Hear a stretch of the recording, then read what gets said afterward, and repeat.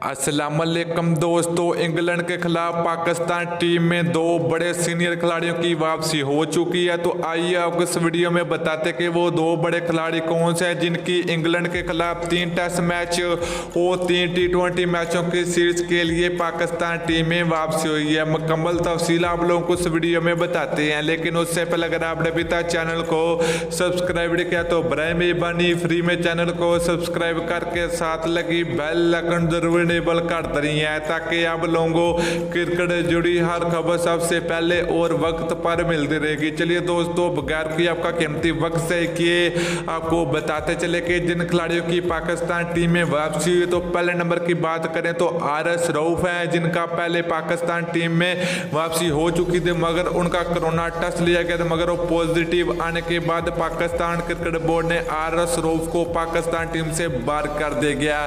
तो एक बार फिर RS रऊफ का कोरोना टेस्ट लिया गया, मगर अब इनका कोरोना टेस्ट नेगेटिव आने के बाद पाकिस्तान क्रिकेट बोर्ड ने RS रऊफ को इंग्लैंड के खिलाफ 3 T20 मैचों की सीरीज के लिए पाकिस्तान टीम का हिस्सा बनाने का ऐलान कर दिया है। तो RS रऊफ रवा हफ्ते इंग्लैंड के लिए रवाना हो जाएंगे। तो इसके खिलाफ दूसरे खिलाड़ी की अगर बात करें तो वो पाकिस्तान टीम की तेज गेंदबाज मोहम्मद आमर है, जिनका पहले पाकिस्तान में कोरोना टेस्ट लिया गया मगर वो नेगेटिव आने के बाद ही इंग्लैंड के लिए रवाना हुए थे। अब इंग्लैंड पहुंचते ही इंग्लैंड क्रिकेट बोर्ड ने मोहम्मद आमर का 2 कोरोना टेस्ट हो लिए, मगर वो नेगेटिव आने के बाद मोहम्मद आमर ने पाकिस्तान टीम की जानिब से प्रैक्टिस शुरू कर दिया। तो दोस्तों, ये थी 2 बड़ी तब्दीलियां जो पाकिस्तान टीम में की गई हैं। तो दोस्तों, वीडियो अच्छी लगे तो लाइक और शेयर जरूर कर दीजिए। अगली वीडियो तक के लिए इजाजत दीजिए। अल्लाह हाफिज।